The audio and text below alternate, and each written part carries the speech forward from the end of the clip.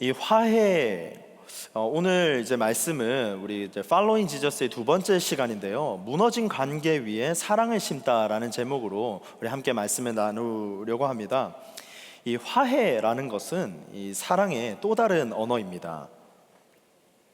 지금 산상수훈 말씀을 함께 보고 있는데요. 이 산상수훈은 예수님께서 하나님 나라에 대한 선포잖아요. 하나님 나라 안에는 이런 기준들이 있습니다. 어떠한 기준으로 우리가 어떤 나라에 살 때는 그 나라의 룰이 있고, 그리고 어떤 공동체 안에 있을 때는 그 나라의 이제 법칙이나 룰들이 있죠. 이렇듯이 하나님 나라 안에는 기준이 있다라고 말합니다. 그리스도인으로서 어떤 기준을 갖고 살아야 하는가라는 것이 우리의 질문입니다. 그리고 거기에 대한 가르침을 오늘 이 말씀을 통해서 우리가 볼 수가 있습니다. 오늘 말씀의 주제는 노하지 말라라는 단락의 주제를 갖고 있습니다. 노하지 말라. 왜 이렇게 분노하지 말라라는 주제를 갖고 있을까? 너희는 복된 백성이고, 그리고 빛과 소금으로 살아가야 할 것을 이렇게 말씀하신 다음에 예수님께서 지금 이 장면에서 하시는 말씀은 노하지 말라, 분노하지 말라라는 메시지를 우리에게 던지고 있습니다. 이 본문을 통해서 과연 이 예수님이 우리에게 가장 원하시는 것이 무엇일까 함께 말씀을 통해서 살펴보도록 하겠습니다. 첫째, 사람을 귀하게 여기라 라는 말씀입니다. 생명을 존중하라입니다. 우리 같이 첫째 읽어보겠습니다. 시작. 사람을 귀하게 여기라. 우리는 사람을 귀하게 여기라 라는 메시지에 주목할 필요가 있습니다. 오늘 말씀을 시작할 때 살인하지 말라라고 이렇게 명시를 합니다. 그런데 오늘 예수님이 하시는 말씀을 보면 이 살인에 대해서 조금 더 좀 다른 접근을 하시는 것을 보게 됩니다. 우리가 보통 살인이라고 하면 우리가 생각하는 살인이 있잖아요. 그 사람을 죽이는 행위를 우리는 살인이라고 합니다. 그래서 21절 말씀에 보면 이렇게 기록합니다. 옛사람에게 말한 바 살인하지 말라. 누구든지 살인하면 심판을 받게 되리라 하였다는 것을 너희가 들었으나 라고 시작합니다. 이 다음에 나와야 하는 문장이 뭘까요? 살인하지 말라. 너희가 이런 말씀이 들었으니까 그 다음에 나와야 되는 문장이 들었으나, 살인하지 말라라는 말을 들었으나 그럼에도 불구하고 너희는 살인을 하였다라는 문장으로 이어져야지 뭔가 맥락이 맞지 않습니까? 그런데 사람을 죽였다와 같은 행위적인 측면이 나와야지 우리가 이성적으로 논리적으로 봤을 때 맞는 문장 같은데, 오늘 본문은 조금 다르게 접근을 합니다. 22절을 보겠습니다. 나는 너희에게 이르노니 형제에게 노하는 자마다 심판을 받게 되고, 형제에 대하여 라가라 하는 자는 공회에 잡혀가게 되고, 미련한 놈이라 하는 자는 지옥불에 들어가게 되리라 라고 22절은 기록합니다. 예수님께서 살인하지 말라라고 말했는데 22절을 보니까 분노에 대해서 지금 얘기를 하고 있습니다. 이 살인하지 말라라는 이 뿌리를 어떤 행동에 대해서만 갖지 않고, 지금 말씀을 보니까 뿌리를 이 분노와 모욕과 다른 사람을 존중하지 않는 태도까지 확대해서 예수님께서는 말하고 있습니다. 여기서 22절에 보시면요, 라가라는 말이 나옵니다. 라가라, 라가, 이 말은 비속어입니다. 한마디로 욕설입니다. 욕하는 겁니다. 그래서 라가라는 이 단어는 이 아람어에서 온 단어인데요, 머리가 텅 빈 자, 머리가 비어 있는 자, 그리고 멍청이야, 이런 쓸모없는 자야, 이런 표현의 욕입니다. 사실 이렇게 좀 완곡하게 표현했지만 아주 심한 욕설을 말하는 것이 지금 여기서의 라가라는 단어입니다. 정말 쓸모없는 사람이다, 너는 멍청한 사람이다, 너는 머리가 비었다, 너는 할 줄 아는 게 그 하나도 없냐, 이런 식의 태도와 욕설이 바로 라가라는 겁니다. 이 욕은 상대방을 굉장히 가볍게 여기고요, 존중하지 않는 태도고요, 그리고 무시하는 말이 바로 이 라가라는 욕입니다. 또한 그 22절의 뒤에 보면 미련한 놈이라고 성경은 기록하고 있거든요. 미련한 놈, 이거는 인생 망한 사람, 죄송합니다, 표현을 이렇게 걸러서 들어주세요. 인생 망한 놈, 쓰레기 같은 놈, 쓸데없는 인간, 이라는 표현이 지금 바로 미련한 놈이라는 겁니다.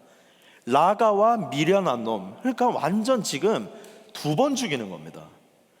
지금 이 사람을, 상대방을 배려하지 않으면서 그 사람을 욕하면서 아무 가치가 없는, 정말 쓸데없는 사람이다 라고 욕하는 것이 지금 21절의 문장과 연결했을 때 살인하지 말라와 연결이 된다라는 겁니다.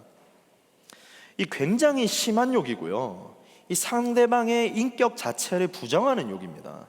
그래서 오늘날 우리식으로 표현하면 무엇 XX 녀석, XX 이런 사람, 너는 아무것도 할 줄 아는 게 없으니까 죽어버려. 너 같은 게 뭘 하겠느냐? 넌 인간도 아니다.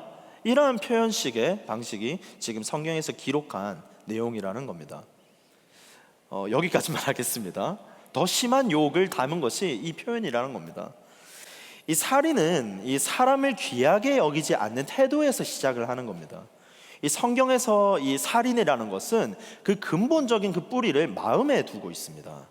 그래서 살인이라는 것을 이 마음의 측면과 연결시키고 있습니다. 그래서 요한일서 3장 15절은 이렇게 말합니다. 그 형제를 미워하는 자마다 살인하는 자니 살인하는 자마다 영생이 그 속에 거하지 아니하는 것을 너희가 아는 바라.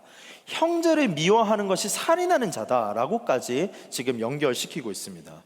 미움은 살인이고요, 그리고 사랑은 생명을 줍니다. 예수님은 이 살인에 있어서 칼로 죽이지 말라 수준을 지금 넘어서 해석을 하십니다. 그래서 이 사람을 향한 존중과 사랑을 향한 이런 배려와 태도들을 지금 보여주고 계십니다. 그래서 예수님은 우리에게 인간의 생명과 존중과 그 존엄성을 깊이 존중해야 할 것을 우리에게 말씀하고 있습니다. 하나님을 볼게요. 하나님은 생명을 존중하시는 분입니다. 창세기 1장 27절을 보면 하나님이 자기 형상 곧 하나님의 형상대로 사람을 창조하시되 남자와 여자를 창조하시고 라고 기록했습니다.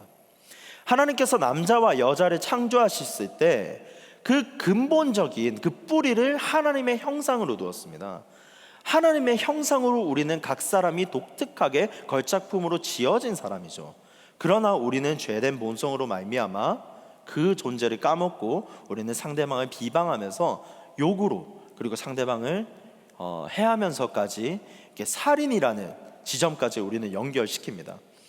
살인하지 말라라는 반대말은 생명을 존중하라라는 겁니다.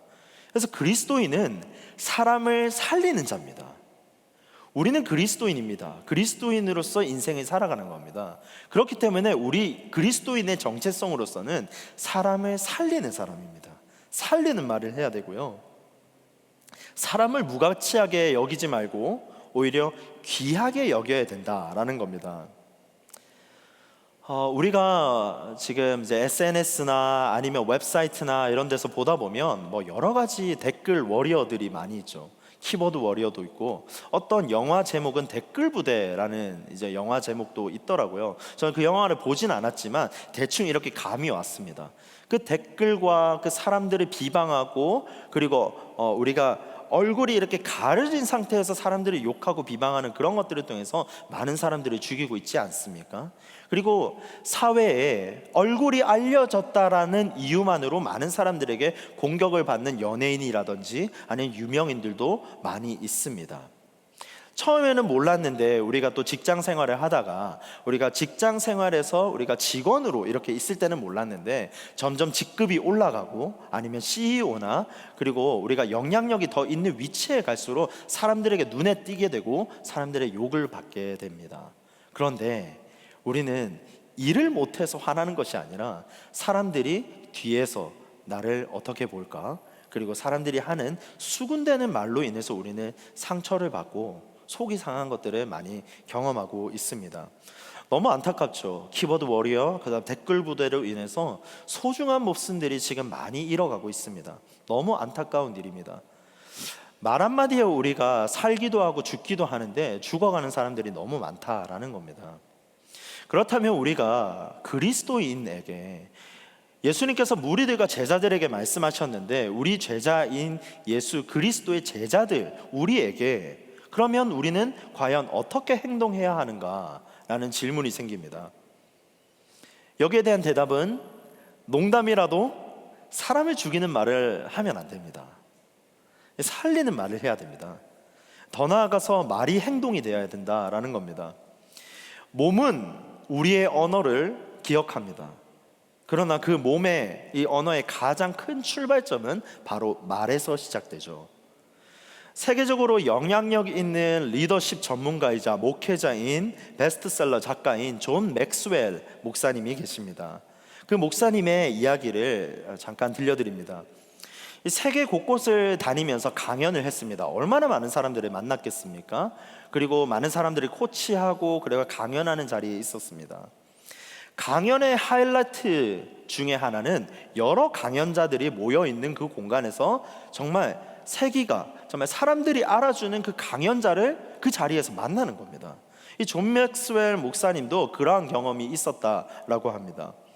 그래서 멋진 사람들을 만날 수 있는 그 자리 가운데서 한 번은 시인이자 민권 운동가인 마야 안젤루라는 사람을 만났다라고 합니다. 그녀와 같이 무대에 선 적이 있었는데요. 존 맥스웰 목사님은 그녀의 이런 따뜻함에 이렇게 매력이 되었다고 합니다. 그리고 그 이야기에 매료되었고요. 통찰력 있는 말에 빠져들기 시작했습니다. 그 마야 안젤루라는 사람은 대통령도 알고 그리고 유명한 배우나 영향력 있는 사람들도 많이 알고 있었습니다. 그런데 그 당시 비교적 이렇게 잘 알려지지 않았던 존 맥스웰 목사님의 그 말에 경청하면서 그 말에 집중하는 모습에 감동을 받기 시작합니다. 대화를 나눌 때면 그 존 목사님의 온전히 집중해주고 끄덕여주면서 공감해주는 것들을 하기 시작했고요. 그리고 그에 대한 칭찬도 아끼지 않았습니다. 그 마야 안젤루 분은 그 목사님과 그 가족과 그 목사님의 관심사와 최근에 집필하고 있는 책까지 물어보면서 그에게 온전히 집중을 해 주었습니다. 그런데 하지만 얼마 지나지 않아서 안타깝게 이 세상을 떠나게 됩니다. 하지만 무엇보다도 이 마야 안젤루라는 사람에게 잊을 수 없는 그 사건, 잊을 수 없는 인상이 있었는데 그것은 바로 이 한 문장이었습니다. 이렇게 말합니다. 사람들은 당신의 한 말은 잊을 줄 몰라도 당신에게 받은 느낌은 절대 잊지 않는다 라고 말했다고 합니다. 사람들은 당신에게 한 말은 잊을 줄 몰라도 당신에게 그 받았던 느낌은 절대 잊을 수가 없다라는 겁니다. 우리는 말에서 출발해서 그 말은 행동으로 나온다라는 겁니다.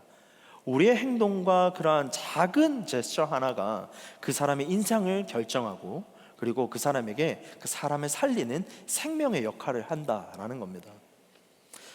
이 말 속에는 그 사람의 인격이 담겨 있습니다. 우리 어떤 인격이 담겨 있는지 한번 스크린을 보시면서 한번 단어를 한번 찾아볼 텐데요. 앞에 보이는 단어가 있습니다. 이 단어 안에서 사람을 살리는 단어를 한번 찾아보시기 바랍니다. 잠깐 시간을 주겠습니다. 몇 개가 있는지 한번 찾아보겠습니다. 사람을 살리는 단어들이 있습니다. 네. 몇 개죠?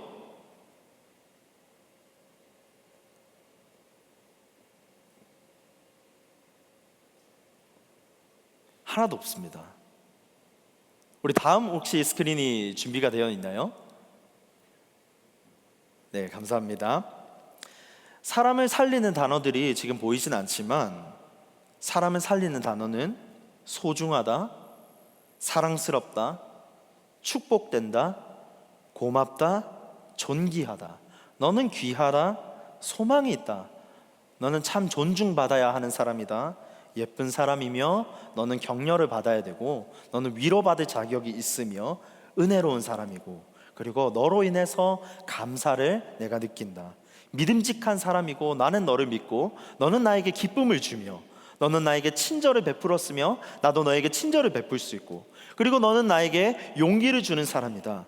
너는 나에게 항상 칭찬해 주는 사람이며 나는 너에게 응원할 것이며 나는 너를 살려주는 말을 계속할 것이다. 우리에게는 희망이 있다. 왜냐하면 우리 안에 예수 그리스도의 정체성이 있기 때문입니다. 여러분 지금까지 들은 사람을 살리는 말, 여러분 지금 할 수 있습니다. 우리는 이미 좋은 말, 그리고 사람을 살리는 말을 할 수 있는 능력이 있습니다. 넌 잘하고 있어. 정말 네가 있어서 참 고맙단다. 너는 정말 소중한 사람이고 내가 한 일이 모든 것이 의미가 있단다. 괜찮고 다시 할 수 있고 다시 일어날 수 있다. 하나님이 너와 함께 하신단다. 하나님이 너를 사랑하시고 하나님이 너의 앞길을 축복하실 거다. 너 때문에 고맙고 너 때문에 내가 감사하고 너 때문에 내가 오늘 하루를 버틸 수 있단다. 덕분에 내가 힘이 난다. 죽이는 말은 존재 자체를 죽입니다. 그러나 살리는 말은 존재 자체를 살립니다. 말 한마디가 누군가를 살릴 수도 있고요, 누군가를 죽일 수도 있습니다. 반대로 우리는 살리는 삶을 살아갈 수가 있습니다. 잠언 15장 1절은 이렇게 말합니다. 유순한 대답은 분노를 쉬게 하여도 과격한 말은 노를 격동하느니라. 골로새서 4장 6절도 봅니다. 너희 말을 항상 은혜 가운데서 소금으로 맛을 냄과 같이 하라. 그리하면 각 사람에게 마땅히 대답할 것을 알리라. 주님은 우리를 빛과 소금으로 불렀죠. 빛과 소금으로 감당하는 것은 너의 말과 그 행동의 은혜 가운데 거하라 라고 말씀하고 있습니다. 우리는 잠언 16장 24절 말씀을 마음에 새겨야 할 것입니다. 우리 함께 읽어보겠습니다. 시작. 선한 말은 꿀송이 같아서 마음에 달고 뼈에 양약이 되느니라. 선한 말은 꿀송이도 같고 마음에 달기도 하고 뼈에 약이 되는 것입니다. 사랑하는 청년 여러분, 정말 말은 곧 힘입니다. 여러분의 뱉은 말 속에 가치를 더해 보시기 바랍니다. 사람은 정말 말대로 살아가거든요. 선한 가치대로 살아갑니다. 우리가 올바른 동기를 갖고 옳은 일을 하도록 만들어 줄 것입니다. 사람들을 위해서, 그리고 사람들을 살리는 말과 행동, 그 메시지가 그 사람들로 하여금 더욱더 위대한 가치로 만들어 줄 것입니다. 여러분, 좋은 말을 할 수 있는 연습 장소가 있어요. 어딜까요? 바로 이곳입니다. 교회입니다. 우리가 몸담고 있는 교회와 여러분이 속한 공동체 안에서 연습해 보시기 바랍니다. 사람을 살리는 말, 축복하고 격려하는 말을 통해서 얼마나 그 공동체 안에서 생명력이 넘치는지를 한번 경험해 보시기를 바랍니다. 말 속에 위대한 가치를 심어 보시기 바랍니다. 우리 다 같이 앞뒤 좌우 한번 보실까요? 우리 사랑하는 지체들 한번 보시면서 조금 이렇게 닭살스러워도 한번 연습해 보시기 바랍니다. 말에는 사랑과 그리고 의지가 필요합니다. 노력이 필요합니다. 앞뒤 좌우 보시면서 꿀송이와 같은 가장 선한 말을 한번 해주시기 바랍니다. 너 때문에 내가 힘이 난단다. 칭찬 있단다. 내가 감사하단다. 내가 오늘을 살아갈 수 있단다. 한번 해보세요. 해보시기 바랍니다. 그리고 자기 자신에게 한번 해보시기 바랍니다. 난 잘하고 있어. 지금 잘하고 있단다. 나는 충분하단다. 나는 100점이란다. 하나님께서 나를 사랑하신단다. 하나님께서 나의 앞길을 인도하실 것이란다. 여러분의 인생이 지금 뿌린 말처럼 인생을 살아가게 될 줄을 주님의 이름으로 축복합니다. 두 번째는 예배드리기 전에 지금 당장 화해부터 하라입니다. 화해의 긴급성이에요. 우리 둘째 한번 읽어보겠습니다. 시작. 예배드리기 전에 지금 당장 화해부터 하라입니다. 지금 말씀을 보면요, 제단 앞에 예물을 두고 있어요. 근데 형제와 먼저 화해해야 된다라고 성경은 기록하고 있습니다. 하나님께서는 화해가 없는 예배를 원치 않으십니다. 화해는 지금 당장 해야 된다라고 합니다. 지체 없이 해야 되고 법정에 가기 전에 속히 빠르게 지금 화해해야 된다, 성경은 말하고 있습니다. 23절에 보시니까 길에 있을 때라고 기록하고 있거든요. 길에 있을 때, 지금 같이 길을 가고 있습니다. 법정으로 가기 전 길에 있을 때 너희가 해야 되는 것이 있다라고 합니다. 길을 가고 있다라는 것은 아직 기회가 있다라는 겁니다. 법정에까지 가기 전 아직 길을 가고 있을 때는 기회가 있다라는 행간의 의미가 있습니다. 기회를 잡는 사람이 지혜로운 사람이고 기회를 잡는 사람이 현명한 사람입니다. 그러니까 빨리 화해해야 됩니다. 혹시 여러분 가운데 갈등 가운데 있습니까? 혹시 화해하지 못해서 이렇게 꽁하고 있습니까? 아니면 우리가 연인 관계에 있어서, 그리고 또 우리 부부 관계에 있어서 혹시 마음에 지금 꽁한 마음들이 혹시 있다면 즉시 화해를 실천해 보시길 바랍니다. 정말 화해의 놀라운 위력을 하나님께 맡겨보시길 바랍니다. 지체하면 기회가 사라집니다. 그 고발하는 자가 너를 재판관에게 내어주고 재판관이 옥리에게 내어주어 옥의 가득과 염려하라. 이것은 기회가 사라졌을 때 말입니다. 법정에 가면 재판관이 이제 법정에 판결을 내리게 되죠. 그때는 옥리가 이제 집행을 하게 되고 재판관에게 넘어가면 이제 기회가 없습니다. 결국 길에 있을 때는 기회가 있었지만 재판관에게 넘어가면 내 기회를 상실하고 이제 내 품을 떠난 겁니다. 그래서 결국 내가 감당할 수 없는 지경에 이제 이른다라는 겁니다. 26절을 보면요, 끝까지 값을 치러야 한다라고 기록하고 있습니다. 작은 빚조차 남김없이 끝까지 다 갚아야 된다라고 기록하거든요. 다시 말해서 이 갈등과 이 죄라는 것은 결코 가볍게 흘려보내서는 안 된다라는 말입니다. 예배 가기 전에 형제와 먼저 화해하시기 바랍니다. 우리 남매들도 계실 거고 형제들도 있을 텐데 혹시 우리가 관계 가운데서 화해를 하지 못하는 지점이 있을 수 있습니다.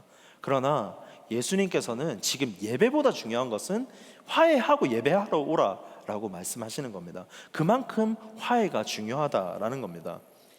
교회는 화목하게 하는 직분을 받은 자들입니다. 그래서 25절에 사화하라라는 단어가 있습니다. 이 사화하라라는 뜻은 갈등을 미루지 말고 즉시 풀어라라는 뜻입니다. 갈등을 미루지 말고 즉시 풀어라. 갈등이라는 단어는요, 이 conflict잖아요. conflict는 이 함께하다라는 것과 플러스 부딪히다라는 뜻이 바로 갈등이라는 겁니다. 함께 있기 때문에 부딪히기 마련입니다. 우리는 이 사실을 인정을 해야 됩니다. 사랑하는 지체들이 함께 있기 때문에 갈등이 있을 수밖에 없습니다. 그러나 중요한 것은 이것을 풀어내는 것이 우리의 숙제입니다. 좀 더 살펴보겠습니다. 사진을 하나 준비했는데요, 이 사진을 한번 보겠습니다. 이 앞에 있는 사진이 뭐냐면 칡나무와 등나무의 사진입니다. 이 보이는 사진은 칡나무와 등나무 사진인데요, 이 칡나무라는 특징은 이 힘이 강하고 끈질깁니다. 등나무는 다른 나무에 타서 이렇게 물체를 감싸면서 올라가는 그 줄기의 특성이 있습니다. 그래서 이 두 덩굴이 서로 감고 얽히게 되면 풀어낼 수가 없습니다. 어디가 시작이고 어디가 끝인지도 모르는 것이 바로 이 모습이라는 겁니다. 우리가 실타래가 묶였을 때, 아니면 우리가 듣고 있는 이런 이어폰이나 아니면 마이크 선이 묶였을 때 한번 상상해 볼게요. 그것이 계속 묶이게 되면 이게 풀어내지 못하는 어려움을 겪지 않습니까? 이것이 바로 칡갈자의 등나무 등입니다. 이게 바로 갈등입니다.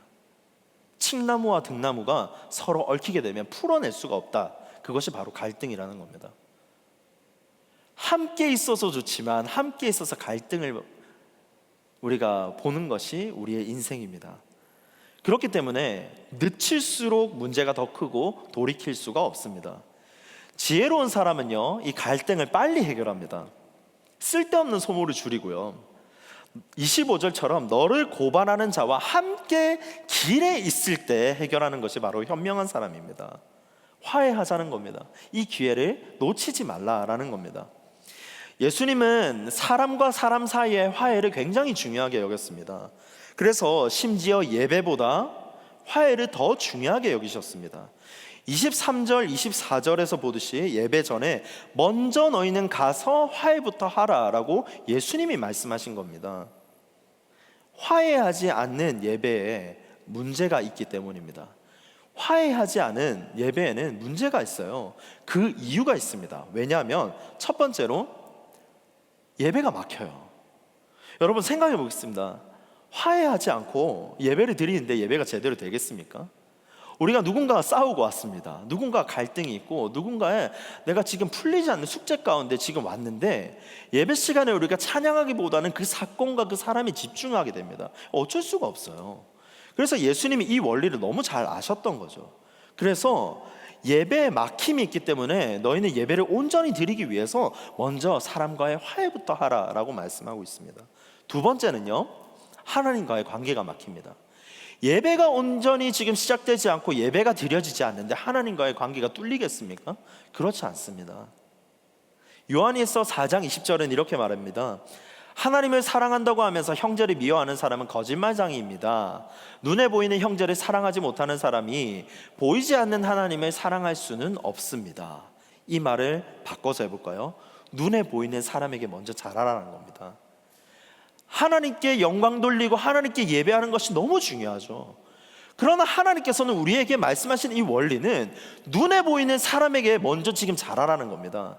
눈에 보이는 사람, 눈에 보이는 지체, 눈에 보이는 내 부모님, 눈에 보이는 내 사랑하는 이웃과 내 지체에게 잘하지 못하는데 어떻게 지금 눈에 보이지 않는 하나님께 영광 돌리면서 찬양할 수 있겠느냐라는 질문으로 우리에게 지금 말씀을 여쭙고 있습니다. 그렇다면 우리는 지금 오늘 이 자리 가운데서 누구와 화해를 해야 될까라는 것을 한번 볼게요. 안셀름 그린의 화해를 원해 라는 책에서 지혜를 얻을 수가 있습니다. 우리 사진에도 나와 있는데 안셀름 그린의 화해를 원해 우리 도서대에 가시면 구입하실 수 있습니다. 아주 좋은 책입니다. 이 책이 혹시 기회가 되신다면 꼭 구입해서 보시기를 추천드립니다. 이 책에서의 몇 가지의 지혜를 우리는 살펴볼 수가 있습니다. 먼저 첫 번째는 부부와 연인 간의 화해입니다. 누구와 화해를 해야 되는가? 라고 했을 때 부부와 연인과의 화해가 있어야 된다라는 겁니다. 우리가 가정 안에서 잘 지내려면 화해를 잘 해야 됩니다. 모두가 함께 잘 살려면 화해하면서 친하게 지내야 됩니다. 부부나 부모나 자녀나 그리고 형제 자매 안에서 이러한 화해들이 있어야겠죠. 부부 사이에 있어서는 오해나 갈등이 커져서 싸우게 됩니다. 그리고 싸우고 바로 화해하는 것이 쉽지가 않아요. 간단하지 않습니다. 우리가 싸우고 나서 바로 이렇게 푼다는 것이 우리가 간단하게 이렇게 해결할 수 있는 숙제가 아니죠. 그렇다고 우리가 이 상처를 모른 척하고 그냥 대화만 이어간다면 그냥 샬로우한, 그냥 피상적인 대화만 우리는 오가게 된다라는 겁니다. 정말 부부가 진정한 대화를 하지 않으면 서로 비난만 하고요. 그리고 그 골마 있던 그 문제의 고리들을 해결하지 못하고 우리는 그냥 일상적인 대화만 하게 된다라는 겁니다. 그래서 만일 배우자가, 만일 연인이 상대방을 향해서 라가라는 뜻의 욕을 했다고 합시다. 그럼 상대방이 어떻게 반응할까요? 아주 감사합니다 라고 하겠습니까? 아, 네, 감사합니다. 제가 성품이 좋아서 그것을 다 받아줄 수 있습니까? 그렇게 안 해요. 오히려 반격게 합니다. 더 센 욕으로 상대방을 욕을 하는 게 우리 인간의 본성입니다. 화해하기 위해서는 관계를 새롭게 해야 되고요. 서로 갈등이 있었을 때는 다른 방식의 접근이 필요하다라는 겁니다. 상대방이 언제 상처를 받았는지, 내가 언제 상처를 받았는지, 그리고 상대방에게 어떤 말이나 태도가 나에게 상처를 주었는지 비난하지 않는 말투로 우리가 서로의 대화를 이뤄가는 것이 지혜다라는 겁니다. 두 번째는요, 형제 자매 간의 화해입니다. 여기 우리 형제 자매님들도 계실 텐데 화해는 형제 자매 사이에서도 굉장히 중요합니다. 우리가 소꿉놀이 하던 시절이 지나서 이제 성인이 됐어요. 성인이 돼서 이제 형제 자매가 만났습니다. 만났을 때 보니까 그때 당시 어렸을 때 형 누나들이 아닌 거예요. 이제는 성공해서 만나서 서로를 위아래로 훑어보면서 그 상대방을 스캔하기 시작합니다. 이것뿐만 아니라 형제 자매 안에서 어떤 부모님과의 이슈가 엮여 있다든지 아니면 부모님의 장례라든지 어떤 결혼이라든지 이러한 이슈들이 하나씩 있을수록 갈등은 점점 더 심화가 된다라는 겁니다. 더 나아가 볼까요? 우리 혹시 여기 부모님의 유산을 받을 상속자들 계십니까? 나는 우리 부모님이 엄청난 지금 재산을 갖고 있어서 상속받을 지금 위치에 놓여 있다 하시는 분 계신가요? 이런 분들은 이제 더 심각해지기 시작합니다. 형제들이 여러 명 있고요, 재산들이 많으면 크리스천 없습니다. 그 안에서 싸우기 시작합니다. 이것이 인간의 모습입니다. 형제자매 간에서 생긴 이 경쟁심과 이 상처들은 정말 우리가 어떻게 말할 수가 없겠죠. 대표적으로 우린 성경에서 볼 수가 있어요. 창세기로 돌아가 보면 가인과 아벨이 있습니다. 여러분 이 스토리 너무 잘 아시잖아요. 하나님은 가인이 동생 아벨에게 복수심을 품었다고 하나님은 그것을 통해서 화내지 않습니다. 오히려 그를 책망하지도 않습니다. 그의 마음을 이해하시거든요. 그런데 하나님께서는 그 가인의 그 감정을 더 정확하게 짚으십니다. 하나님께서 가인에게 하셨던 그 말씀은, 네가 그런 마음을 품고 만약 죄를 짓는다면 너가 앞으로 그 죄로 인해서 맞이하게 될 결과를 너는 감당할 수 있겠느냐? 그 죄의 결과에 있어서 너는 감당할 자신이 있겠느냐? 라는 식으로 하나님께서는 질문을 하시거든요. 그런데 가인이 어떻게 했습니까? 아벨을 결국 죽입니다. 그리고 가인이 했던 말은, 내가 아우를 지키는 자입니까? 라고 오히려 하나님께 항변을 하죠. 그런데 그 뒤에 펼쳐지는 스토리들을 보면 결국 가인은 하나님께서 보호하시지만 죄책감과 쫓겨다니는 인생, 얼굴을 들지 못하는 그러한 인생들을 결과를 맞이하고 있지 않습니까? 세 번째는요, 부모와 자녀 간의 화해가 필요하다라는 겁니다. 이 많은 사람들이 우리 아버지나 어머님과의 관계에 있어서 이 화해를 잘 못합니다. 어렸을 때 엮이는 가정에서 자랐거나 아니면 어렸을 때 굉장히 스트릭한 가정에서 자랐다면, 우리가 성인이 돼서 머리가 자라고 나서 우리가 부모님과 만났을 때는 더 갈등이 이렇게 유발되기 시작합니다. 어린 시절에 받았던 상처 때문에 청년기에 접어들었을 때 그 상처가 더욱더 해소되는 것이 아니라 악화되는 것을 우리는 보게 됩니다. 상처가 해결되지 않고 곪은 거예요. 그래서 부모님을 너희는 용서해야 돼, 부모님을 용서해야 돼, 이런 말이 이제는 그 말투가 그냥 식상하게 들리는 겁니다. 그 말은 너무나도 잘 알고 나도 내 마음을 아는데 이 말투가 너무나도 잘 알기 때문에 지긋지긋하게 느껴지는 것이 우리의 모습입니다. 그러나 용서하려면 정말 시간이 필요해요. 먼저 우리의 분노와 증오심을 내려놔야 된다랍니다. 분노와 증오심만 내려놔도 사랑이 모이기 시작합니다. 여러분, 부모님과 화해할 수 없을 것 같은 분이 혹시 계십니까? 그러면 우선 자기 자신부터 먼저 보호하시기 바랍니다. 자기 자신을 보호하는 것은 무엇이냐면 자신을 그 상처 입은 것들로부터 빠져나가게 해야 된다는 겁니다. 우리 부모 마음에 고여있던 그런 독소들을 해소를 해야 된다는 겁니다. 더 이상 그 독소로 인해서 자기 자신을 해쳐서는 안 된다는 겁니다. 자기 자신을 감싸주고요, 자기 자신을 격려해 주시면서 자기 자신을 보호해 주세요. 그리고 그 다음 단계로 나아가 보시기 바랍니다. 하나님께서 도와주실 것을 믿습니다. 마지막으로는 친구와의 화해죠. 우리 모두는 우정을 이렇게 소중하게 생각합니다. 사랑하는 이성이 있지만 우리 안에는 소중한 우정도 소중하게 생각을 합니다. 가까이 있는 사람일수록 우리는 간이고 쓸개고 다 내어주지 않습니까? 그런데 중요한 원리가 있어요. 단검에 찔리는 것은 가까운 사람입니다. 항상 단검에 찔릴 때 보면 가까운 사람, 가장 믿었던 사람에게 찔립니다. 예수님도 제자들에게 배신을 당했던 것처럼 말입니다.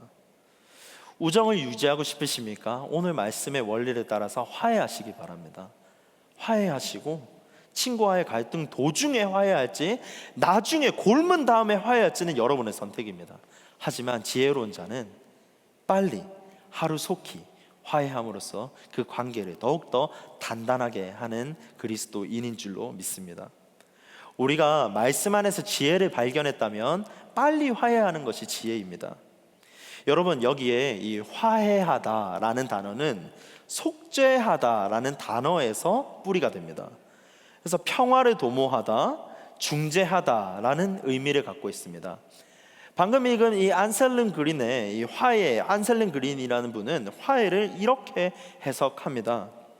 더 가까워지기 위해 서로 노력한다. 이것이 화해입니다. 더 가까워지기 위해서 서로 노력을 해야 된다는 겁니다. 화해에 있어서는 그냥 되는 게 없어요. 노력이 필요합니다. 에너지가 필요해요. 그래서 우리는 정말 아이디어를 갖고 화해를 하기 위해서 노력을 끊임없이 해야 된다라는 겁니다. 더 가까워지기 위해서 끊임없이, 그리고 최고의 절정으로 노력하신 분이 있잖아요. 그분이 바로 예수님입니다. 하나님은 그리스도를 통해서 우리를 가까워지게 하셨습니다. 바로 이것을 화목해 하셨다라고 하죠. 예수님이 보여주셨던 모범과 손을 먼저 내밀어 주신 이러한 원리를 우리가 실천해 본다면 보다 나은 하나님 나라가 될 것입니다.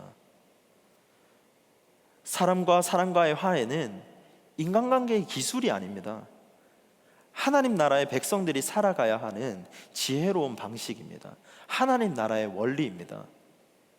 우리가 화해를 함으로써 인간관계를 조금 더 이렇게 디벨롭했다, 조금 더 잘 이렇게 형성했다라는 차원이 아니라, 지금 말씀에서 하시는 것은 이 화해로 말미암아 우리가 해야 되는 것은 바로 하나님 나라 백성에 있어서의 기준이라는 겁니다.